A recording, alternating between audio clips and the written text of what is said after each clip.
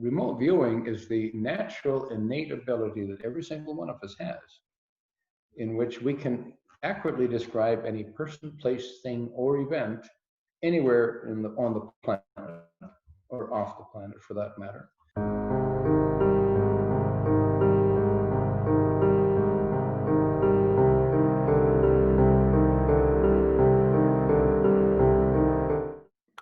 Paul Elder is a successful politician, businessman, former TV and radio news reporter, author of Eyes of an Angel, which documents firsthand his 3 separate near-death experiences, along with his out-of-body experiences and the realizations he's come to learn about the universe and life itself. He is also an instructor at the world-famous Monroe Institute, which specializes in consciousness transcendence. Thank you for being here today and telling your story with us. My pleasure, Jeremy. So first off, before we get into all of that stuff, one thing that I found really interesting on your website is you said that you spent a lifetime studying human nature. And that's something that I've also been really intrigued by, is just how humans interact with each other. If you had to pick one thing that you think is consistent all throughout your study of human nature, what is one thing that stands out to you? Oh, wow. When I say, in probably the most significant things for me. I mean, I've done a lot of things in my life. I've been a politician and a network television reporter and stuff like that. But the most significant things are the several near-death experiences that I had. Notwithstanding, all of the pain of being crushed in a car accident or a heart attack and all of those things, I value those experiences more than anything else. It would just, when you're crushed, in physical ways and in other ways, you're alive, and to me that is sort of become a very valuable thing, because it caused me to take a look at my own consciousness.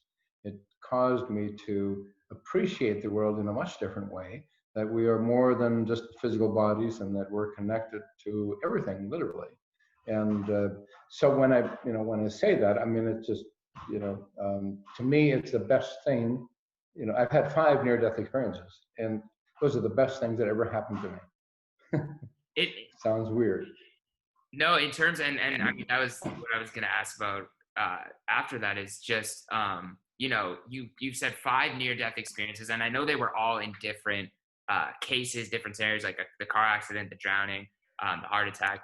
But if you could explain or describe the feeling with as much detail as possible of what a near-death experience feels like, what you see, what you hear, and whether or not there was some similarity between all 3, or between all 5, or were each of them unique in their own way?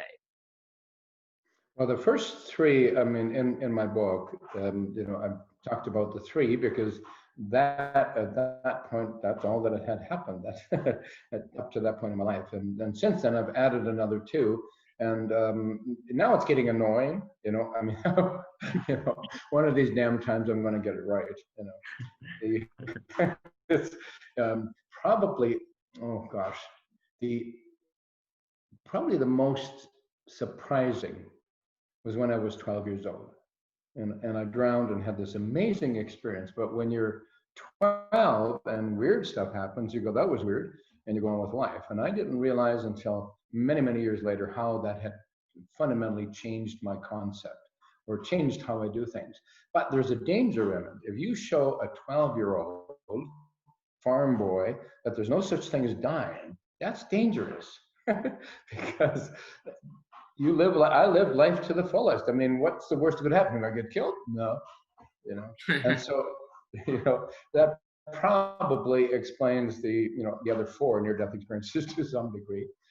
But all of my life, I have no fear of anything, and maybe that's a bit dangerous for because when you're 12 years old, you're already 10 feet tall and made of steel, and so when you show somebody who's 12 years old that there's no such thing as dying, That's a really, it can have profound effect on the rest of your life.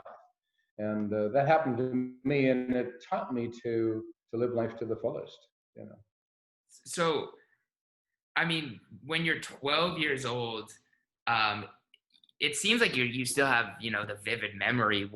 What's going through your head? What are you experiencing? What are you feeling in those moments of that near-death experience? Well, it's, I mean, and it's something, I mean, even if, it was 12 years, I was 12 years old. And so it's a long, long time ago. You could not possibly erase that from my mind. It's just, indelibly embedded in my mind. The experience itself, I'll just give you a quick, Yeah. roundup on it. Essentially, I grew up in the prairies in Saskatchewan, Canada, and in the middle of nowhere. And we grew up, this is sort of a redundant statement. It was a large Catholic family. So my mom had 8 girls in a row and then 3 boys, and I was the 10th out of 11 kids. Wow. And so when you grow up in the middle of nowhere and basically poor, and these are back in the days we didn't have running water, we didn't have television or anything like that. And when you grow up that way, you're not apt to buy into any kind of woo-woo stuff, So the only thing, on a particular Saturday when I was 12. My cousins from the big city of Edmonton, Alberta, were visiting, and we went out chasing gophers or something, running around about a mile or so away from our farmhouse, and came upon this pond where the neighbor's kids or somebody had abandoned this raft. And my little brother and I had not a clue about swimming. And we've been warned to stay away from those kinds of things because that's dangerous, right? And anyway, very quickly we found ourselves, the 4 of us, my 2 brothers, or my 2 cousins, and my brother and I, floating around on this raft. And my older cousin thought, when he discovered that not only did I not know how to swim, but was probably terrified of water, thought it would be great fun to rock the raft. And you see, if you wonder why you've never had any bad luck in your life, it's because Murphy lives with me. So You took it off. Yeah, totally. And so anyway, I fell in the water, and I didn't even have the sense to dog paddle or anything. It was just like instant, oh, I'm screwed, and I went down in the water, and this is about 15 feet deep, this pond. And at some point, I mean, I floated to the bottom, and I must have kicked or pushed or something. And so I floated back up to the surface, or just about to the surface, and then headed back down again. And, it's an amazing thing, because what I want to tell you is that drowning is very cool. I know that seems completely nuts, but guess what? Everybody, we've all had those experiences. Everybody's had those experiences, whether you're in a swimming pool or in the ocean or in a lake, and you suck in a big gulp of water, and the instant panic that takes over when the water hits you and stuff like that. Well, guess what? When all the water or the air goes out and it's replaced by water, your lungs don't want for anything. Your lungs are completely comfortable breathing water. And I was actually surprised at that, because at some point all of the air went out and water came in, and it was like very comfortable. And I guess it makes sense, almost womb-like, and I guess that makes sense because we spent the first 9 months of our life in a liquid environment. And so your lungs don't want for anything when they're full of water. You simply, what happens is you eventually fade into the darkness. You go unconscious because of lack of oxygen in the brain. And at some point, so that happened to me, and I just sort of faded away. And at some point, I, with a kind of a startle reflex, I became aware again with a little jolt, and I'm still in the water, and I'm aware of that, but everything has changed. And I'm inside, in my mind, like a huge bubble of energy. And inside this bubble that was around me was every color in the rainbow. And I discovered something amazing. Like blue felt different than green, and green felt different than orange and yellow. And I had no idea that you could feel colors, and I was just blown away by it. was like, wow, I didn't know you could feel colors. And it was so cool. And I never forget standing there in the water, waving my hands through these colors and having the colors permeate my chest and go right through my body. And each color vibrated at a different rate. And it was so cool. And eventually, it probably hit me that, hey, what the heck is going on here? You know, am I dead? Did I die? Or am I dying? And it was the strangest thing because the only reference I ever had to anything, I didn't know anybody that died. And I'm 12 years old. And the only reference I had was I had read the book Tom Sawyer a few weeks before that. And in the book, Tom Sawyer, Tom is believed to have drowned in the Mississippi. And anyway, he returns home to his church, wherever it is, for the memorial service, looking in the back door and wondering who they're burying, right? Or at least that was in my memory. And I thought of that, and almost instantly, I went shooting out of my body. And in a moment, I'm floating over the choir loft in the back of our Catholic church out in the country. Floating. And I'm looking down at the pews, and I'm on the second floor in the choir loft, and I discovered that just by thinking, I could move wherever I wanted to and just floated around. And a couple of times I've moved over the edge, and it was kind of freaky because it's 15 feet down. And I'm thinking about this and think, oh my God, Tom Sawyer didn't fly, I'm flying. And it was so cool. And I'm just floating there thinking, oh God, well, if this is my funeral, where is everybody? There's nobody in the church, but it's Saturday afternoon at like 4 o'clock. And so I'm floating there, wondering what on earth to do next. And all of a sudden, it was like somebody kicked me in the stomach. In an instant, I'm back in my body, and my cousin has me upside down with my face bouncing in the mud, and he's pumping the water out of me. And it was just, and I probably vomited for a couple of minutes or something like that. But he pulled me out of the water and brought me back. And so all four of us sat there, because we're all like 12, 13, and we're sitting there with eyes this big, wondering what on earth just happened. Because I was in the water for like 7 minutes, they thought, which is a fair good time to be in the water. Yeah. And so we walked really slow on the way home, so our clothes would dry and we wouldn't get into trouble. And we swore never to tell another soul. And we weren't home. It was about an hour and a half or an hour-long walk. And we got home to the farm, and we weren't home for 10 minutes, I think. And I was outside in the yard, and I could hear all of a sudden the cussing and the crying in German coming out of my house. And somebody spilled the beans, and 2 kids got a good whipping on that day, and I was one of them. That'll teach me to die, right? Yeah. And as amazing as that was, I didn't think anything, it changed how I thought about the entire world and everything about it, but it didn't affect me in that way, because like I said, when you're 12 and weird stuff happens, you go, that was weird, and you go on with life, make another slingshot, get in trouble, that kind of stuff. And I didn't realize until many years later how it had dramatically affected or changed how I thought about consciousness and everything else. Yeah, well, it's so interesting because you're 12, like you said, you probably go on with your day-to-day life. But then when the second one happened at 17, did that one really shape the way you went about making decisions and living and how you thought about the world afterwards? Well, yeah, that was in a car accident, and when I was 17, and I had a small experience, and an experience with a spirit guide who, this was in Saskatchewan, Canada, in early or mid-November, and I think it was like 20 below or something like that. We're lying out, rolled this 1964 Ford, end to end at 85 miles an hour, and I went out the front window and was unconscious for a while. But at some point, I became aware of being really cold, and freezing. And I didn't realize that, that I had, cracked skull, and that I had my left side was crushed, and I lost a kidney, and, but I was just cold, and I became aware of I don't know how to describe this, a luminescent being, if you will, keeping me warm. and waking me up so that I could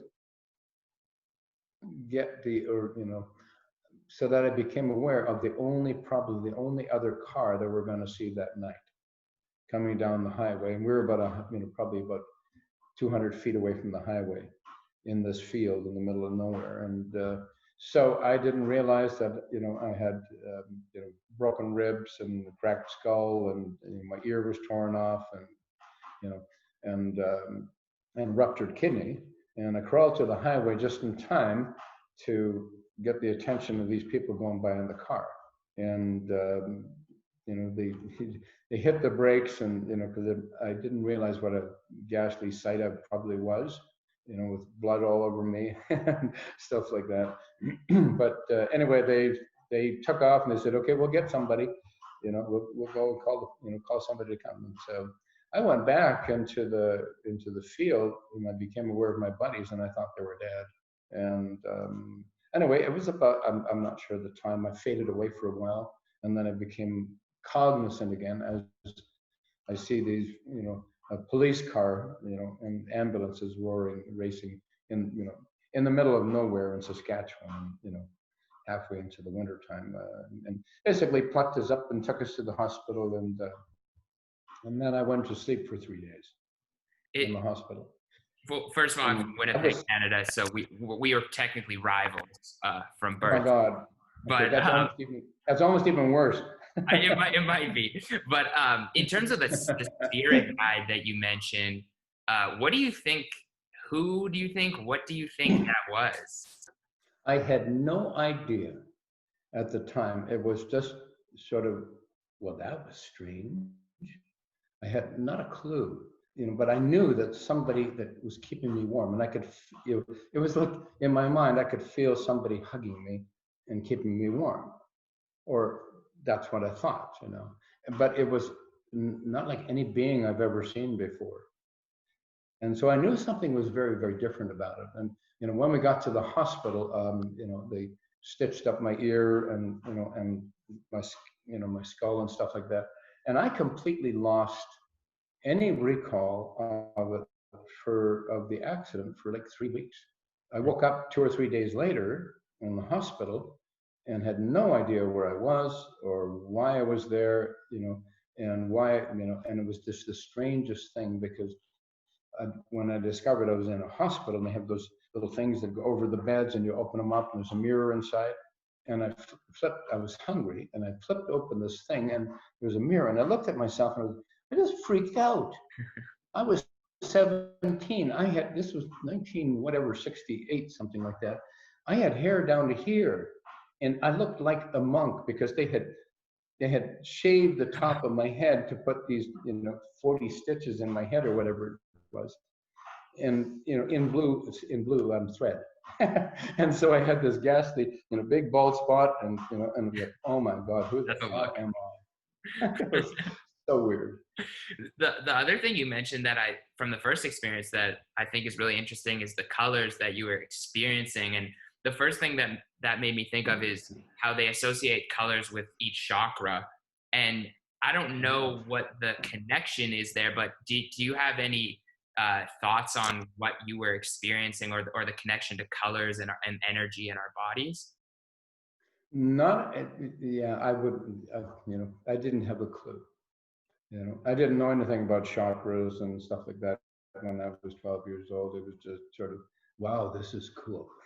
But in terms of now that you've studied all this stuff and looked at it, do you have any? Well, now it makes more sense, because who we really are, on the other side, we are conscious vibrating energy, and I've discovered that so many times, because after, a number of years later, after that car accident, it didn't really change, a lot in my life, except I became perhaps more reckless, and you were scared of death?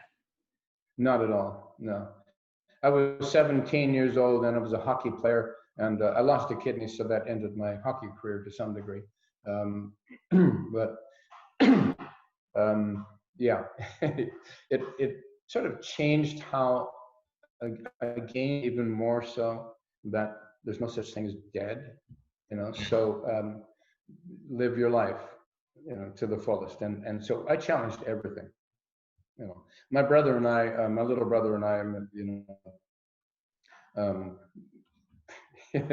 we actually shot a tin can off each other's heads with a rifle. Jeez. But was your brother scared at that point, or you were telling him like? He might have been, but he had guts. We actually did that. It was like, you know, to me it was like, well, what could happen? Yeah. Like what's You don't die, you know. But it was, I was actually impressed with my little brother because he had guts. He actually did it. But you know, when I think about it, I mean, how stupid, you know. I mean, oh my God. Yeah, to anyone watching, we don't recommend you do that. No, please, you do not want to do that, you know. It's dangerous. But the thing you said about us being this one energy and conscious, you know, the universe being a conscious energy, I've heard, you know, a lot of people in doing research talk about this idea that everything is one, and you know, the Buddhist ideology that we're all kind of interconnected in a way. How would you describe, based on your experiences, based on what you think about it, the universal consciousness and that whole, and how we're connected to each other and interconnected?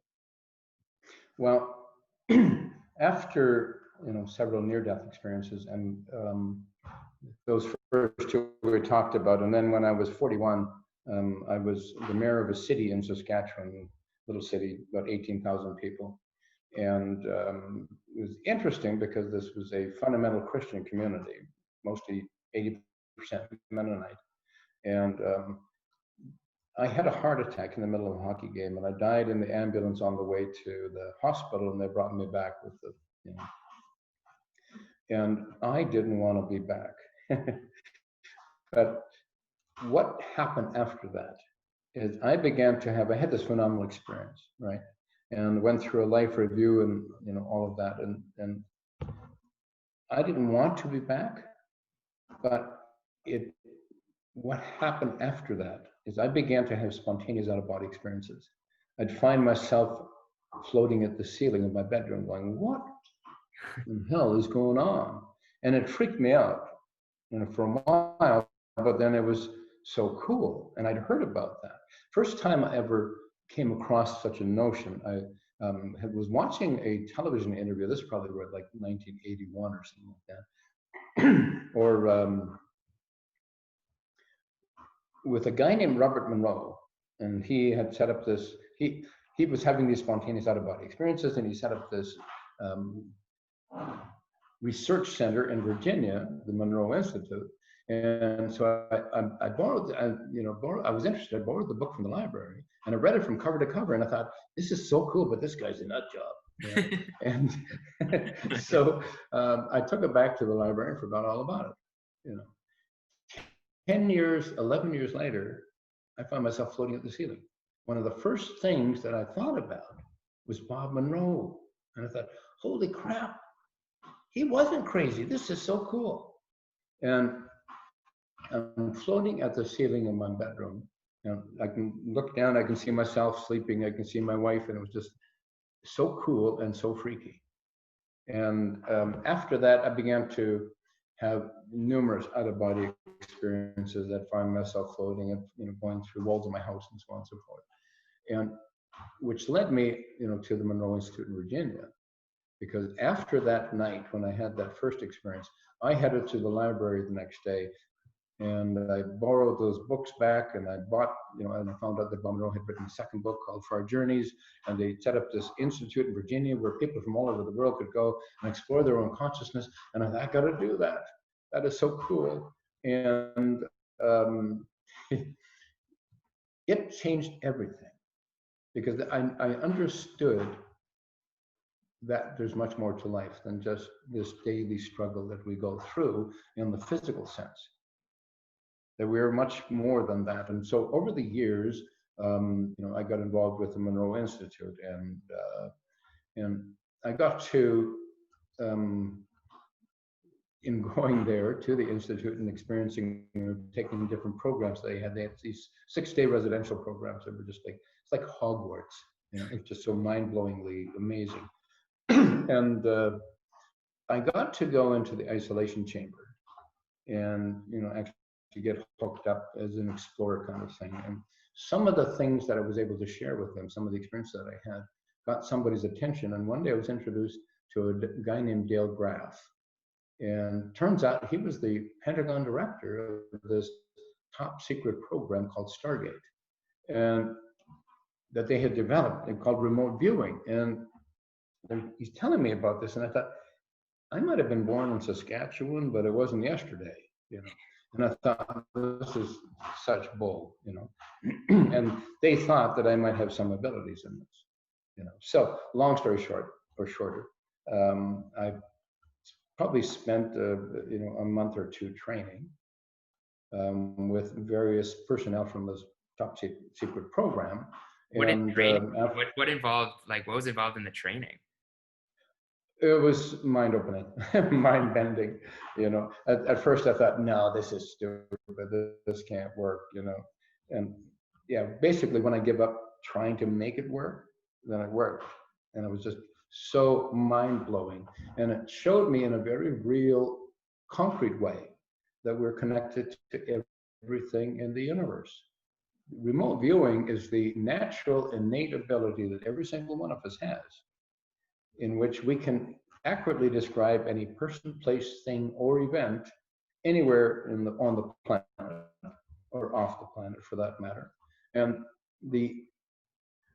when you have those kinds of experiences, and with several near-death experiences, and I had another car accident after that heart attack in British Columbia, and hit another car head-on the highway at about 65 miles an hour each of us. And so it wasn't a significant one. And then a few years later, or that, I had another heart issue in which I died at the cardiac center and had this mind-blowing experience in connecting with everything. And given all of the experiences that I've had, what I can say is that I don't think you can have one experience like that without reflecting on who you are, or who's God, what is God, is there a God, and all of those things. But you cannot possibly have that experience without reflecting on that. And I think that what has happened, given all of the experiences that I've had, is I think that we are all individuated aspects of the Creator. There is no other being somewhere that we can pray to on Saturday night to help us win bingo on Sunday. All right, we are, and this sounds like an old New Age hippie thingy. We're all one man, But I think that's exactly what it is. In consciousness, we share the same consciousness as a collective consciousness, and so each of us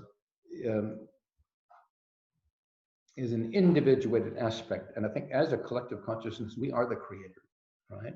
And the simile that I like to use for that is that imagining that if the oceans of the world were the consciousness of everything, or the Creator, we're the individual drops of water in the ocean.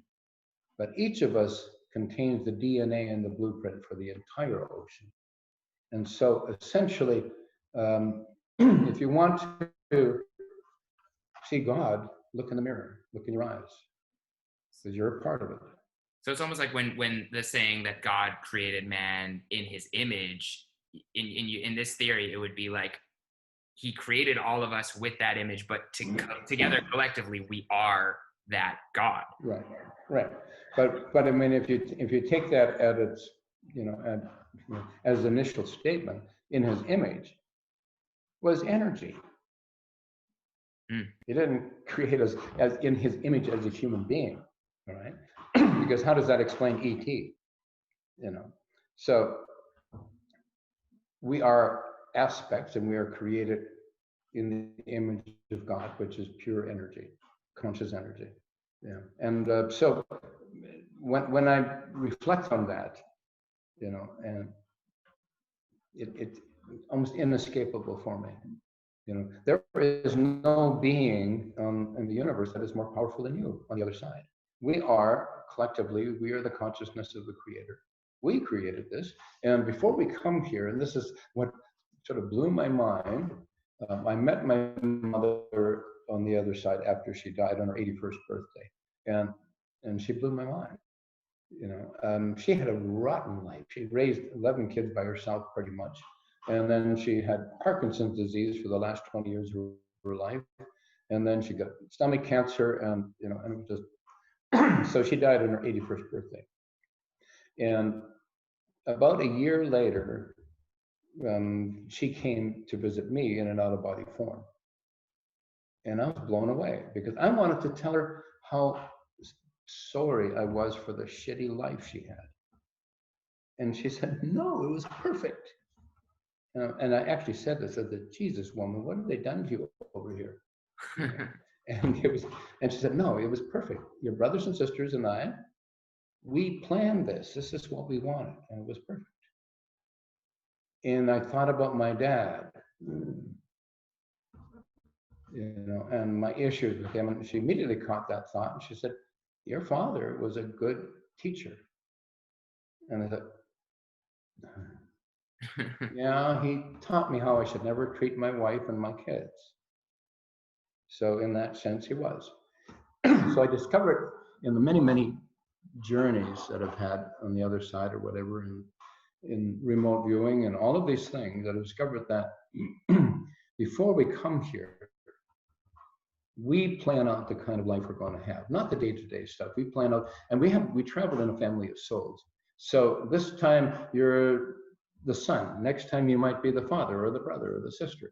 And we changed places in each other's lives, and we agreed to come here to fulfill a role of some sort, because it's all about the experience. All right. If you understand that there's no such thing as death, and you're back on the other side collectively, and you've had another cool experience on Earth, and if we stretch our minds to think, well, what is a cool experience? A cool experience, I mean, if we want easy, we stay on the other side. We come here to get our asses kicked and our hearts broken, because then you know you're alive. And it's in understanding that. And so in addition to that, before we come here, we have this family of souls that we travel with. And like my mother and I, when I met her on the other side, I had anticipated, you know, these feelings of like mother and son, but it was completely different. It was like, we're old friends and we've done this 1,000 times. This back and forth in life. And it was such a cool experience. But the other thing that I found out is that before we come here, we make these arrangements with our family of souls that we travel with. And then we make an arrangement with a soul who's going to come along and push every damn button we have. And we all know who that is in our lives. And then we make an agreement with a spirit guide, whatever that means, to come along and make sure just exactly the right stuff happens when it's supposed to. And so in a way, I mean, we've sort of planned out this, you know, the kind of life, not the day-to-day detail, so that we can have that experience. And I think it's a perfect, you know, plan. And everything is perfect.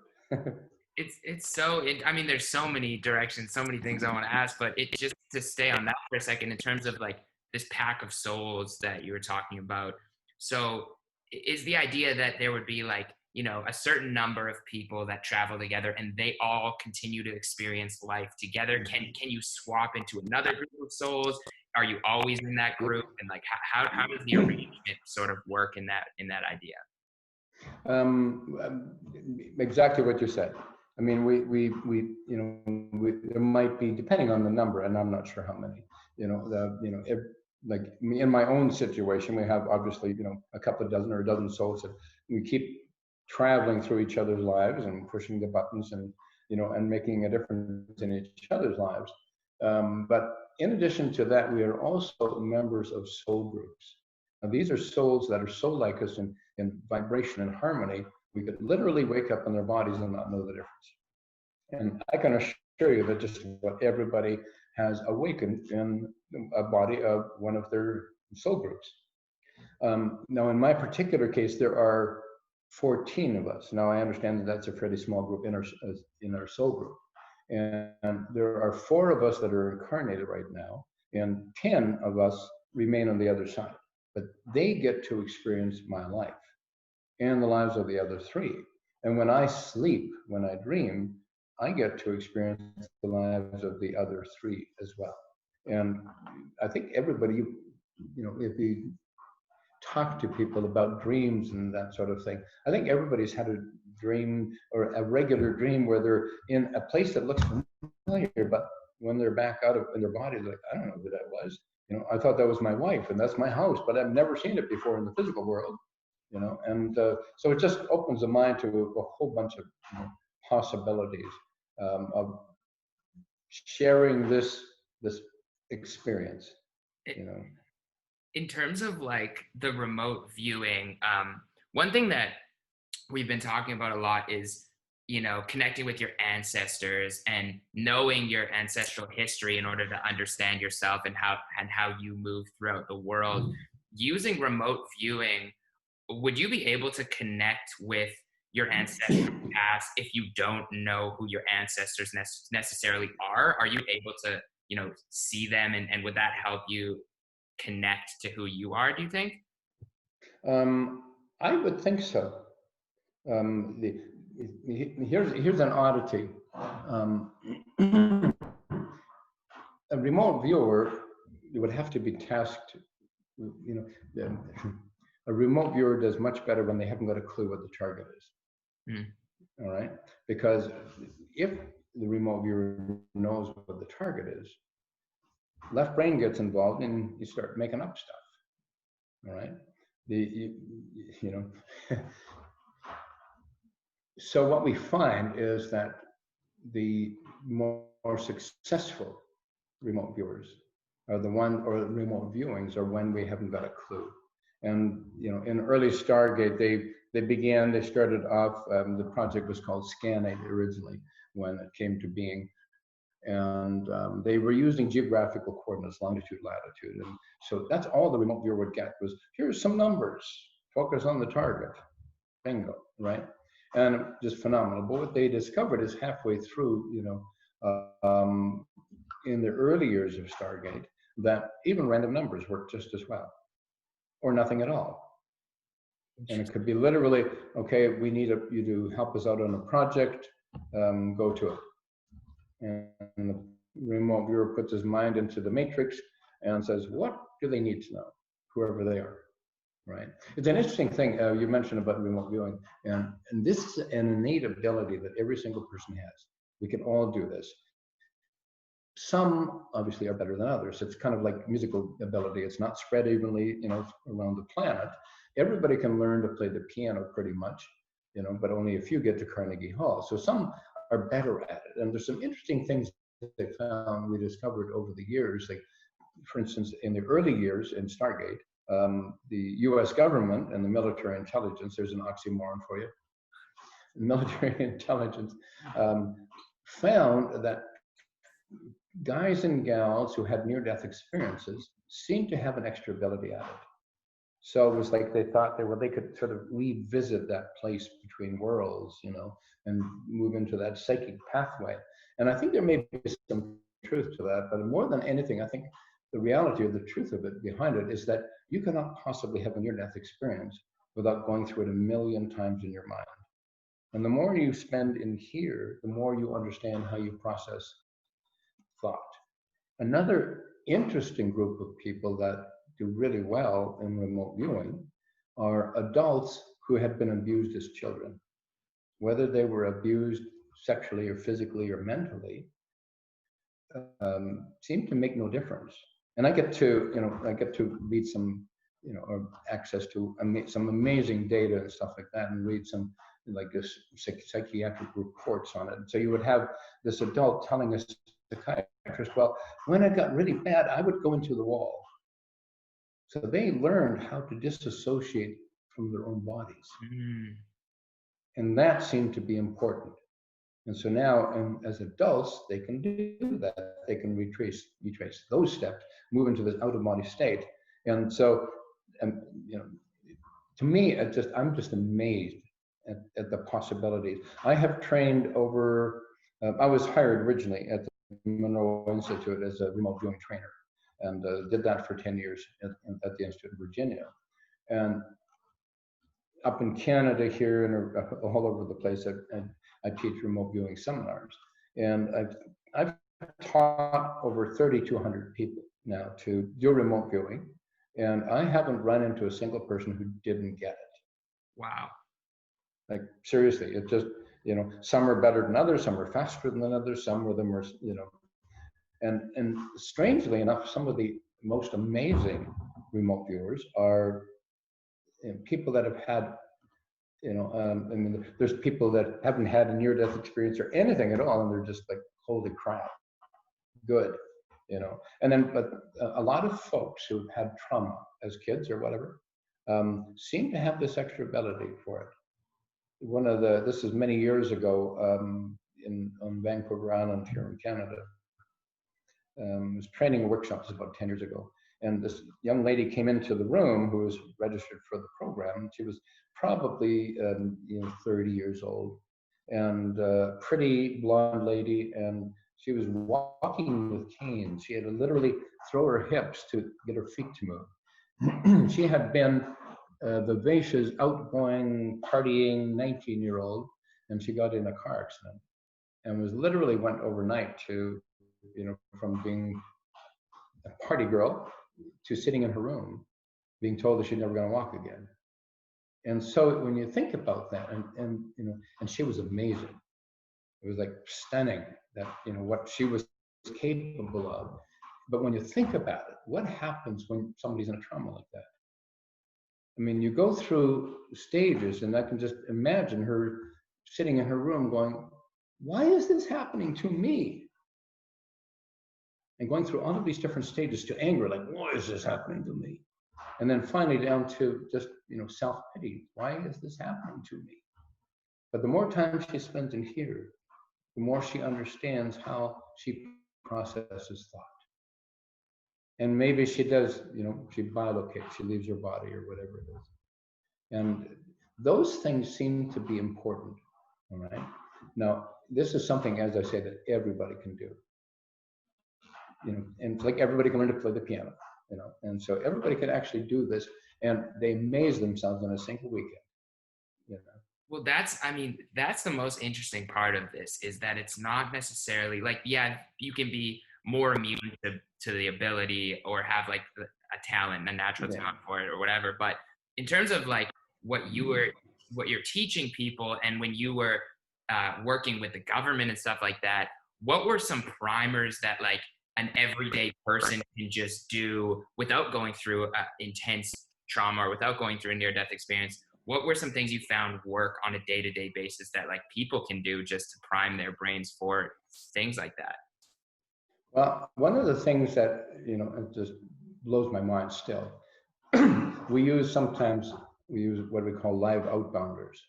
So we'll have a live person somewhere on the planet, and the class doesn't know, we don't tell them whether it's a guy or a gal or anything, or where they are anywhere on the planet. They just have a random number that they can focus on. But and this is amazing to me, because in a single weekend, Friday evening, Saturday, Sunday, by Sunday afternoon, we can put the entire class into the mind of any person on this planet, and they can describe their location.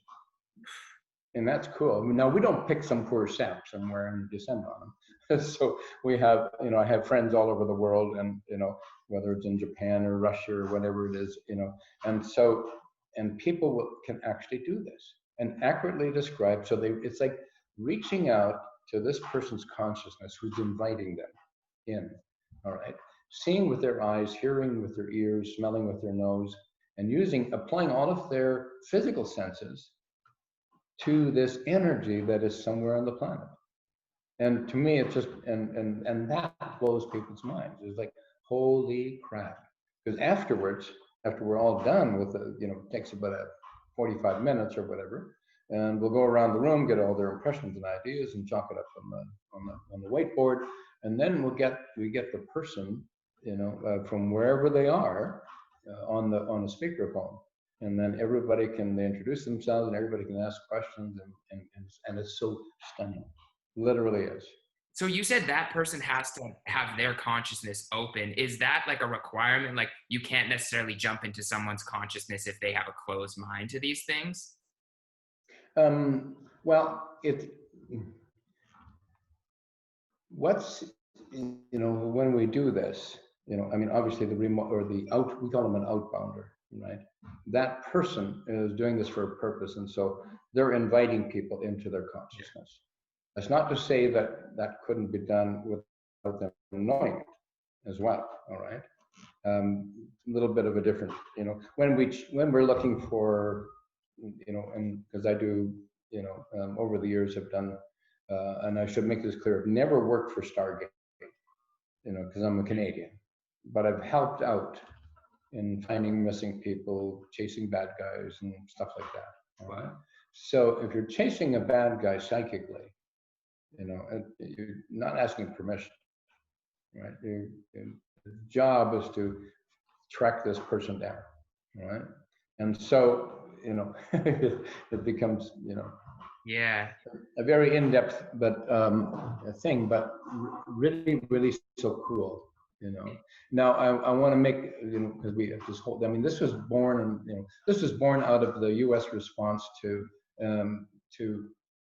a threat from the Soviet Union way back in the 70s. They had heard that the Soviet Union had psychics who could spy on America. They could literally sit in a darkened room in Russia and draw diagrams of missile sites in America. And that really, created a whole lot of tension for them. And so they went out to the Stanford Research Institute in California and to see whether this was possible. And they found out that yes, it is. And is anything we can do about it? No.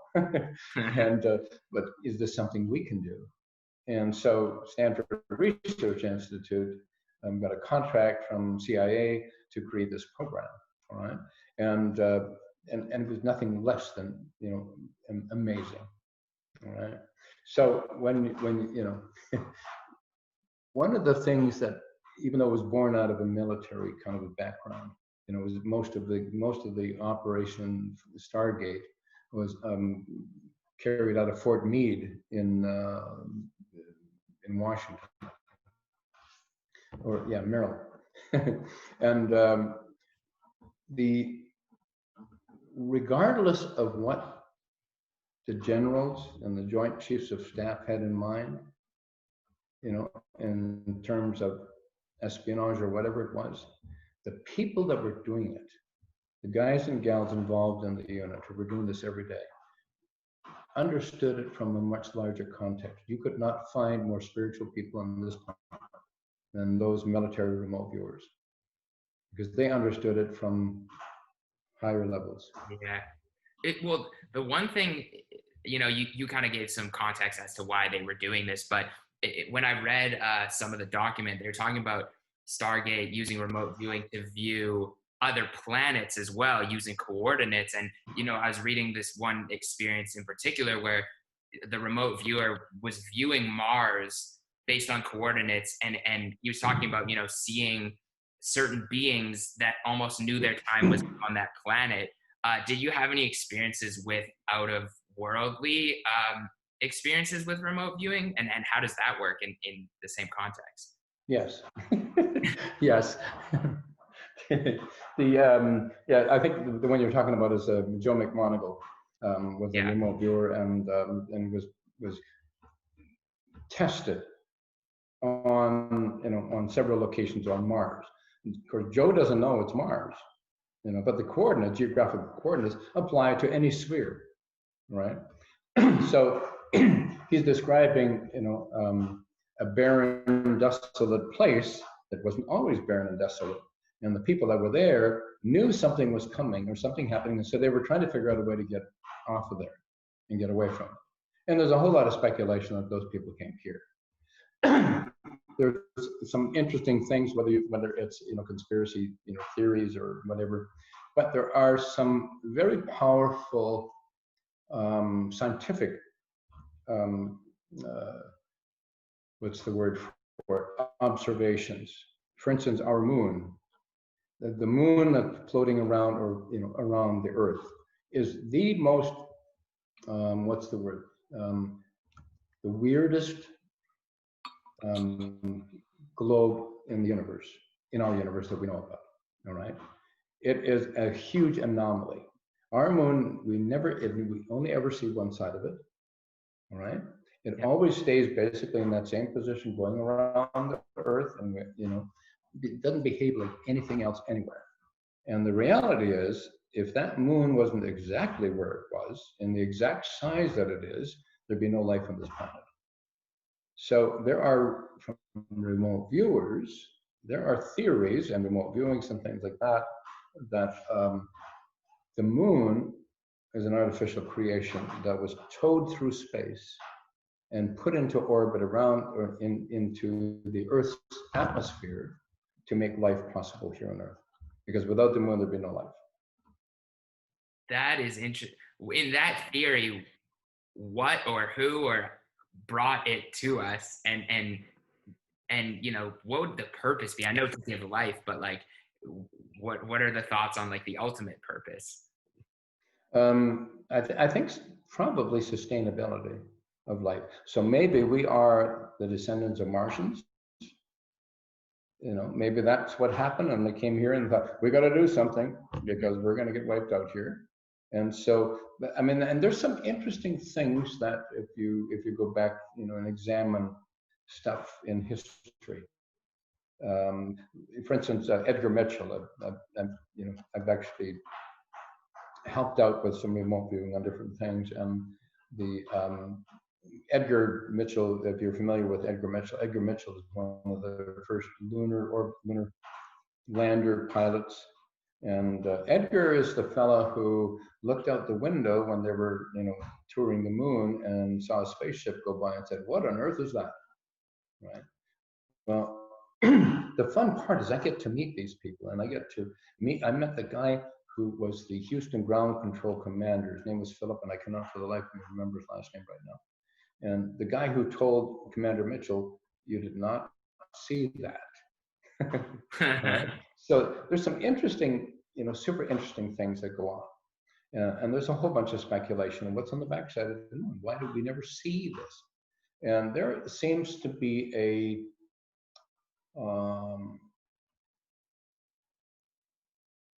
dissemination of information regarding extraterrestrials, regarding that whole movement that we're seeing, as our planet is becoming more prepared for it. And right now, I think there's somewhere in North America, I think there's like 85% of the inhabitants of North America believe that there are extraterrestrials, that we're not the only, around. And so it makes for some interesting, concepts. Of course, we have David Icke, if you're familiar with David, and David, you can check with Dave and a whole bunch of David Wilcox and people like that, who will swear to you that the moon is artificial. And this is one of the things that I'm told that NASA and Commander Mitchell experienced when on the first lunar landing. What I've been told is that their telemetry, their radar, and everything else told them that they were like 20 feet away from the surface when they hit it. So it's a good thing they were going really, really slow, because it was like, whoa. But when they landed on the moon, their instruments recorded this huge echo and vibration going through the moon, right? So if you check some of that, there's actually some really interesting stuff on the internet regarding some of that original stuff, which kind of made them think, whoa, So the theory behind it is that, that the surface of the moon, that the actual core, or the mass of the moon is 20 feet below the surface. And it may be hollow because it rang like a bell for a certain period of time. That's so interesting. I've never heard the moon, that theory about the moon, but I'm immediately going to look that stuff up. But the one thing I started thinking about is, has anyone ever remote viewed the Area 51 theory? Has anyone ever gone into that time period that you know of and looked to see what was there that, Bob Lazar has talked about? I'm pretty sure. Yes, I'm pretty sure. Sometimes the the powers that be, the governments or whatever, they know things already, but there's they might say, well, could a remote viewer figure this out? All right, and so then they give this targeting.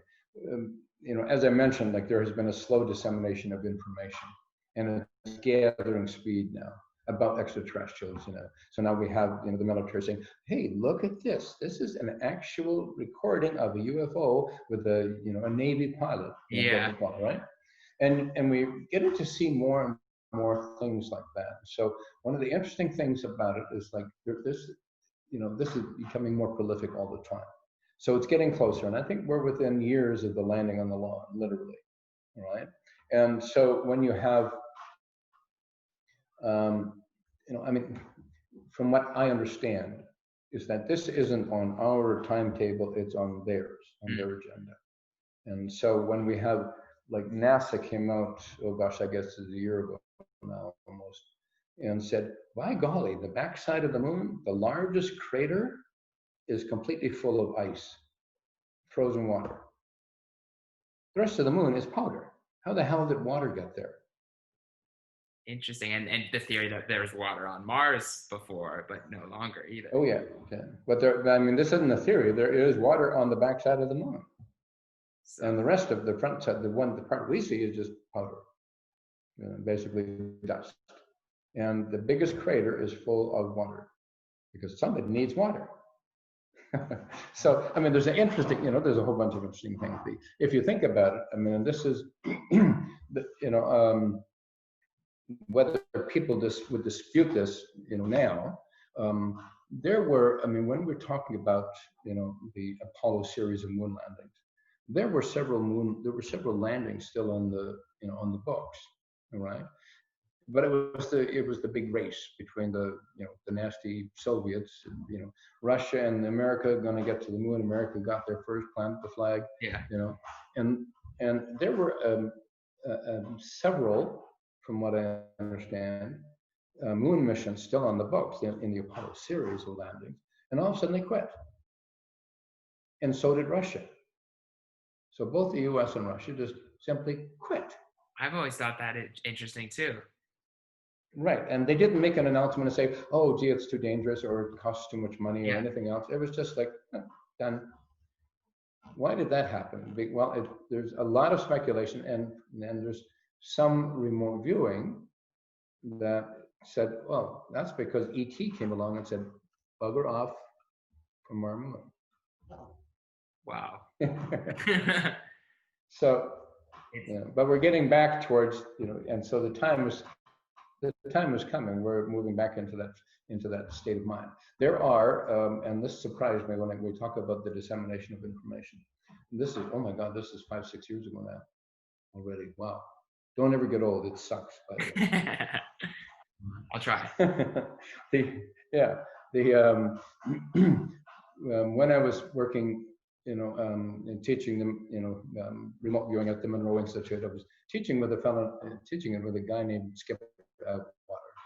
And Skip Atwater, it was just this mild-mannered lab techie with the little beard and goatee.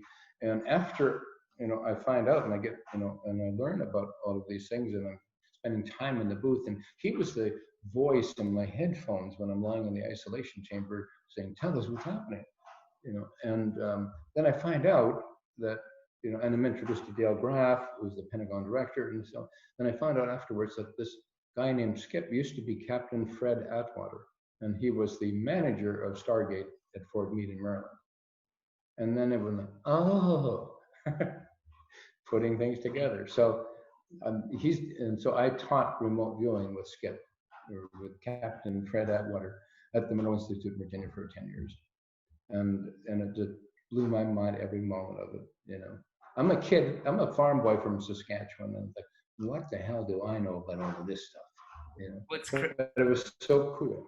Was there one moment from that experience with the Monroe Institute and Stargate and, being in this new world, was there one moment that stands out that blew you away the most with all of the amazing things that you were witnessing and doing?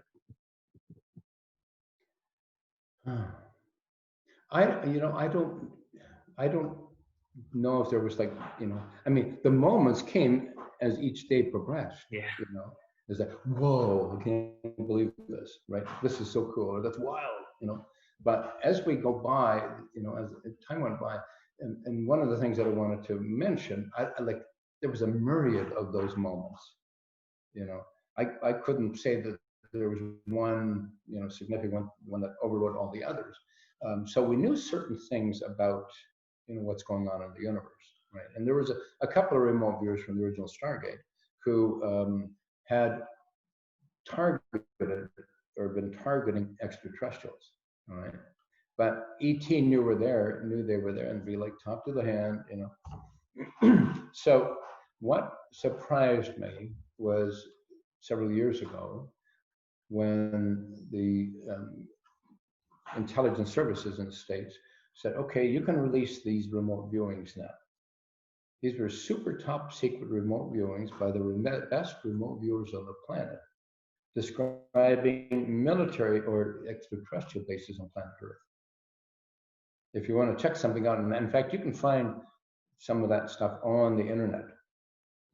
Just Google, extraterrestrial bases on planet Earth, Joe McMoneagle, Pat Price, and it's astounding.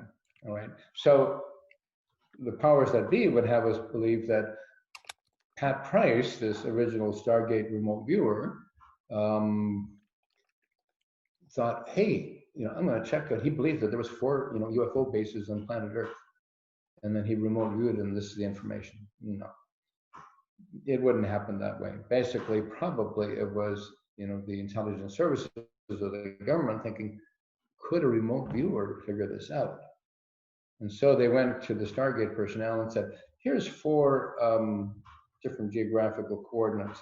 Give that to the remote viewer, see what they come up with. Well, and over a 10-year period, they started out with Pat Price. All 4 of them were extraterrestrial bases. And then Joe McMoneagle, 10, oops, pardon me, I didn't shut off my phone. And we can wrap it up too. I know it's already been an hour. Pardon me. So they gave this presentation to us and said, here you go. You can release this now. And it's like super top secret remote. Yeah. And we're going, what? So something's coming. Well, that's what that was my next question. I keep going back to this. They've released this, right? And you keep talking about how they're always so far ahead, and they're always, they have technology at this point that we can't even imagine probably. But my question is why? Why do you think they're priming us for something to come soon? Or like, why would they release that? It's a good question, because I think we're getting closer and closer. I think we are literally within years of the landing of the lawn. And what do you mean by the landing of the lawn for people who here we are. Nanu. Wow. Seriously, it's become very profoundly obvious that we're not alone. In fact, they've been here for thousands of years. And I've had some remote viewings, in relationship to extraterrestrials. We have the former Defense Minister of Canada, Paul Hellyer, from years back, and Paul, there was an interesting thing that happened. Stephen Hawking, the fellow that in the wheelchair that had a few years ago, and Stephen did that's probably 7-8 years ago, whatever it was.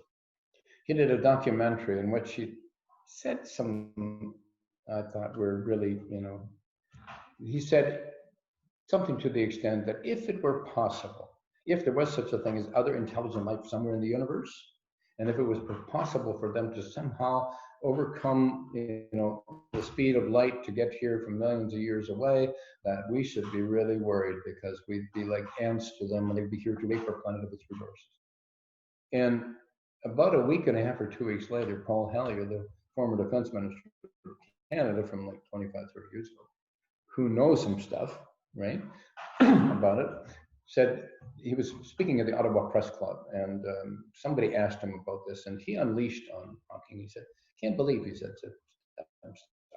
He said, it's not, we have to go looking for them. They're here. They've been here for thousands of years.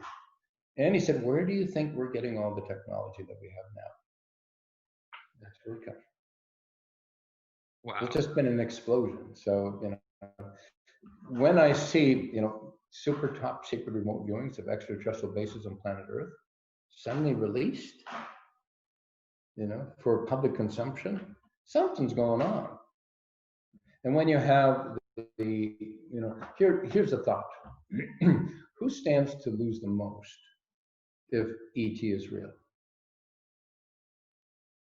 You know, maybe the people who are doing the best on Earth at this point. Or fundamental religion? No? Yeah. Because how does that figure into it? Because they've all got their plan, and the only way you can get to heaven is on that plan, whatever it is, right? So, you know, and I was raised as a Catholic, you know, and so I have an understanding of that. I was an altar boy, you know, back in the, you know, when I was a kid. And when you have like the Catholic Church, the Vatican is the sovereign nation. All right, they're a country, so they know some stuff. All right.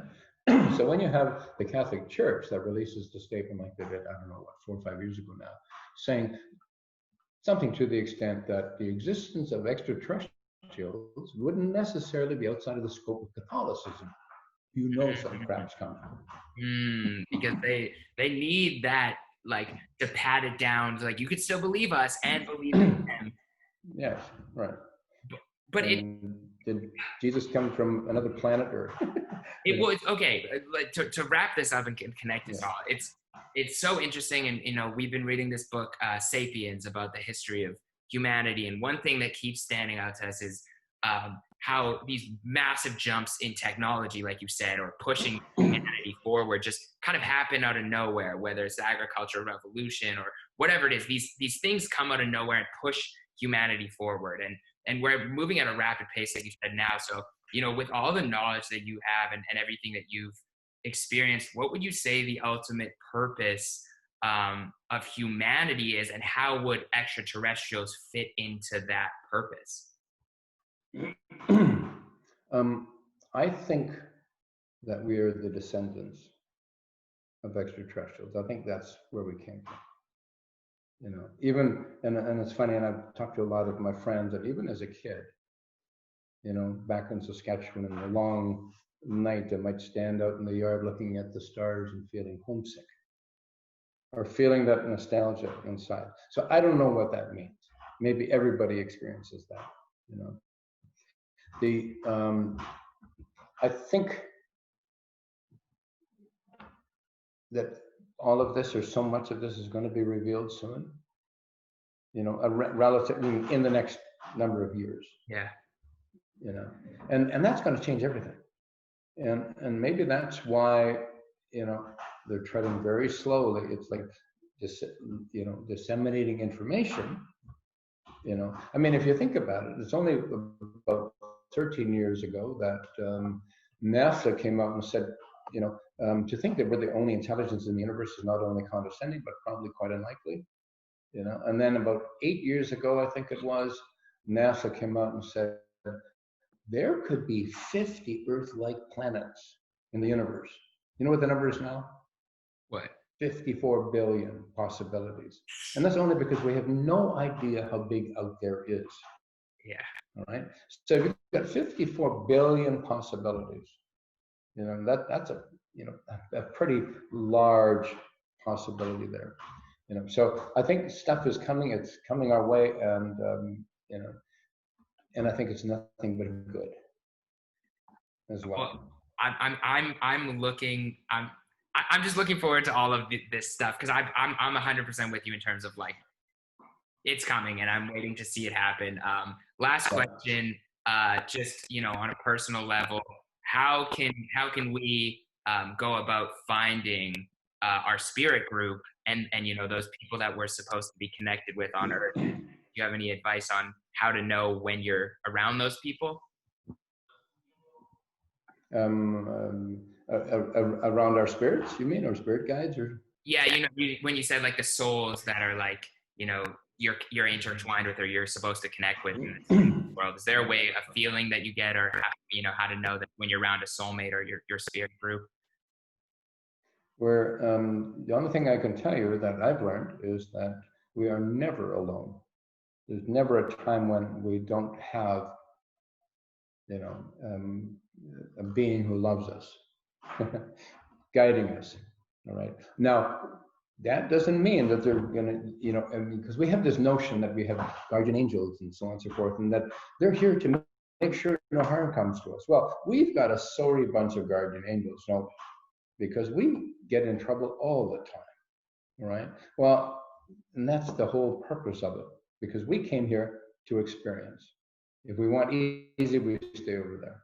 So we came over here to get our butts kicked and our hearts broken, because then, damn, we know we're alive. And when we're back on the other side, our spirit guides or whatever that might be, our higher self, can meet up with us and go, oh my God, when you ran into the wall that time, that was so cool, right? They get to experience that without having to have the pain that goes with it, And that's what I find is really, so remarkable. But one of the things, this was actually, strangely enough, it was a magazine in Los Angeles. This is about 20 years ago. And they were interviewing certain people that had spiritual concepts and stuff like that. And one of the questions they asked was, what do you think is the most endearing part of humanity? And that's a strange question. And I had to answer that I think it's the best part of being human is the capacity for compassion. We can look at another creature, another being, another person, another animal, and tear up and have, a tremendous amount of heart energy, if you will, and compassion for that other being. And I think that's probably the best part of being human. We're in crazy times right now, so that doesn't seem apparent, in a lot of ways, but we're still in there, we're still kicking and giving there.